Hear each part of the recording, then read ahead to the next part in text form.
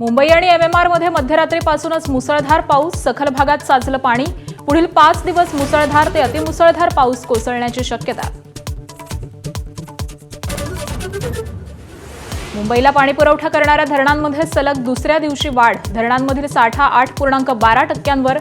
गेल्या काही दिवसांपासून पावसाची संततधार।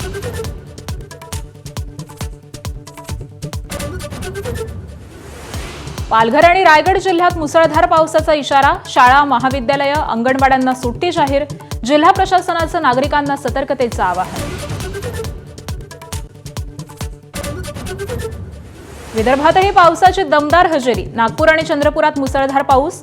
नागपूरसह वर्धा, चंद्रपूर, भंडारा, गोंदिया, अमरावतीत आज हलक्या ते मध्यम पावसाचा अंदाज। चेंबूर झाड दुर्घटना प्रकरणात आतापर्यंत 3 मनपा अधिकाऱ्यांवर निलंबनाची कारवाई। उद्यान विभागाचे सहाय्यक अधीक्षक, रस्ते विभागातील उप अभियंत्यांपाठोपाठ आता पूर्व विभागातील सहाय्यक अभियंताही निलंबित।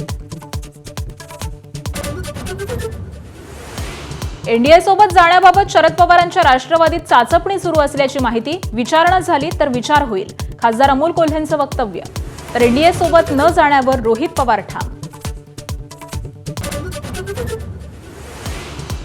एसआयआरचं काम शिक्षकांवर टाकल्यामुळे शैक्षणिक वर्षाच्या सुरुवातीलाच अध्यापनावर परिणाम। माझाचा रिपोर्ट। उर्वरित शिक्षकांवर शेकडो विद्यार्थ्यांचा भार।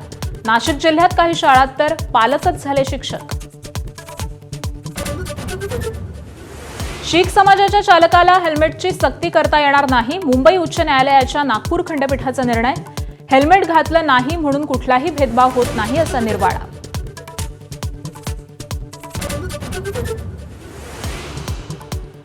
सोनं आणि चांदीच्या दरात 15 दिवसात मोठी घसरण। सोनं प्रति तोळा 10,000 तर चांदी प्रति किलो 30,000 रुपयांनी स्वस्त।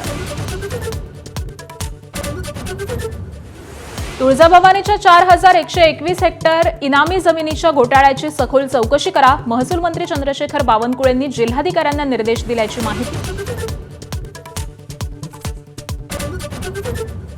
अमरनाथ यात्रेला सुरुवात। जम्मूहून भाविकांचा पहिला जत्था रवाना। 3 जुलैला पवित्र गुफामध्ये घेणार शिवलिंगाचं दर्शन। 57 दिवस चालणार अमरनाथ यात्रा।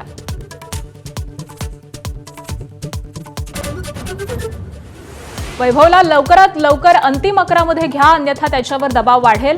सुनील गावस्करांची भीती। दुसऱ्या आणि तिसऱ्या सामन्यात संधी मिळेल, पण त्याच्यावरती चांगल्या कामगिरीचं दडपण असेल असं मत व्यक्त।